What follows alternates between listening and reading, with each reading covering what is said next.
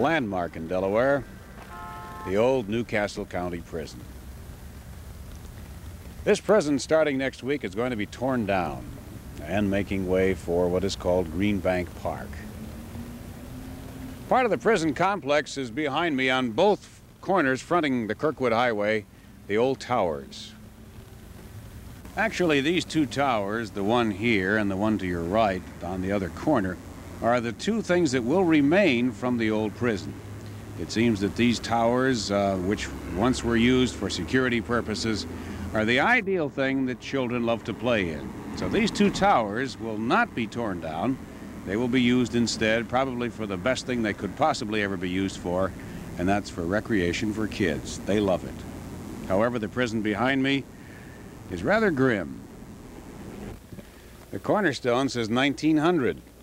Ed Peterson, who's head of the Department of Development and Licensing, also in charge of demolition. Ed, you have quite a job cut out here. Yeah, I think it's, sometimes I think maybe we bit off a little more than we could chew. As you know, I think we made a very successful land purchase here from the state for $1 until you get out here and really study the building and see what has to be done. Presently, we have no money allocated to demolish this building, but I am working along some lines which I think will get us started. For instance, we have already have acquired a contract for a scrap man who will come in and just for the value of the scrap, take all the scrap out of the entire prison. Now, as you get inside later, you'll see what an undertaking he has. Several I contacted want to know what the county was going to pay to have it torn down. This gentleman, after 2 or 3 weeks of negotiating and discussions, has agreed to take it out just for the, like I said, the value of the steel.